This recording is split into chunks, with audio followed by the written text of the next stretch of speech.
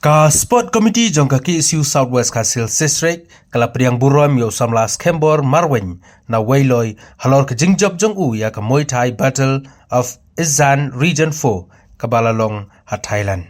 Hagne sngi la yodon lang usamla Jits Cam Nongse General Secretary KSU Southwest Kasil District usamla Paul Deep Tongwa Sports Secretary KSU Southwest Kasil District usamla Malvern Marngar usamla Epis Lengdo samla McDonald Marbanyang, usamla Puljon Wanyang, samla Billing Star Lengkoi, kinongelam ka KSU na South Empire Circle, kitkot ka KSU na Waylo Unit, bat kiway. Bagi setiang burom, bagi isap sarong,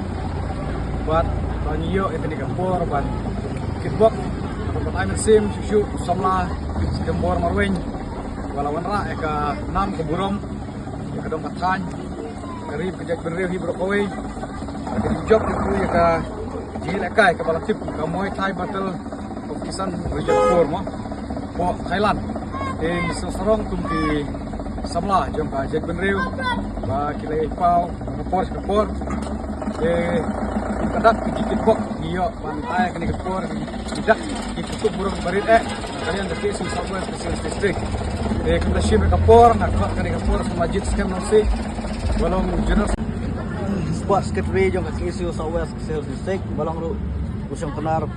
akan kajing penkup buram dan kajing ilang balingkot yu sama Kembor Marwen bala job akan kajing kun Muay Thai Battle of the Season Region 4 te ngi kum kaseng ngi so command sikade hadin bangi la yo ika kubor ba uni usamla budai naka snong nong try ba kaju kubor budai ru udukhat berdiri udukhat jongi ba ulala ban ra ya kan ka 6 job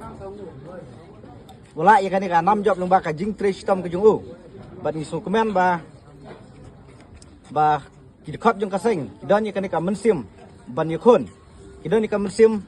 ban tre system bat kan ka pen yang i we pe we habang idon kamuan bat kata kalat kapli unde us Kembor Marwen ulah pen isya ka jingjab ba ngikit bok kirweng na kaliang jong kaseng hi borok away ba uneu samla bo nang kiu saprang ha ka ni ka kam la ni ha kiwe pat ki benta jong ka jingem jong u nang ba kan long kan kusa ka khamba ya kiwe ru kumju ke tang kini kitin ki ba khniat ngikit bok kirweng ba ngit kam ro ba ulei tunang long rengkat ya ka yin ka sam jong u